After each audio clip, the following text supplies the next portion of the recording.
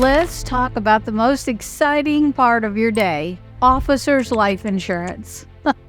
I know, I'm making a little joke here, but officer's life insurance is a confusing thing that many people don't understand, and they don't feel like it has a rhyme or reason on whether it's deductible or not. So we're going to dive right in. I'm Donna Bordeaux with Calculated Moves, and I work with business owners to make sure that they are saving all the money that they can on tax strategies and that they're growing their business in the most beneficial way possible and making a good life for themselves. Officer's life insurance is often one of those things people hear about and they say, well, I don't really want to spend on that because it's not deductible. Well, let's talk about why it's not deductible or when it is deductible. The reason that we hear about officer's life insurance not being deductible is based on the benefits. So in the world of taxes, anytime you take a tax deduction for something, somebody else has income. So it's kind of a yin and a yang. If you get a deduction, somebody else has the income. When we talk about officer's life, the reason that you don't want to take the deduction, you can, but you don't want to, because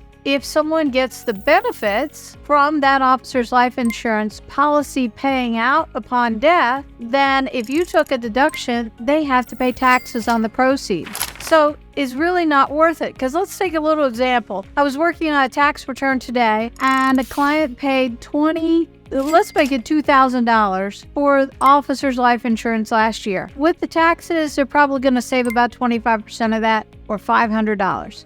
So they might save $500 by deducting that $2,000 premium. But let's say that next year he were to pass away and his wife were to receive the $1 million benefit of that life insurance policy. If he took that deduction to get that measly $500, that means her $1 million payout is taxable. All right, you've heard how the math works when your income is up in a year. His wife would probably lose half of that to taxes at the end of the day. Terrible. That means he really only paid $2,000 to get a $500,000 life insurance policy at the end of the day. If he wanted a $500,000 policy, he probably could have got that for far less. So that's the reason we don't typically see officer's life insurance being deducted. Now, if the case is that it's used and the business itself is the payee on that policy, the beneficiary, sometimes you will see that because that's going to be taxable income to the company that they're going to use to replace the income of that lost partner or lost valued employee.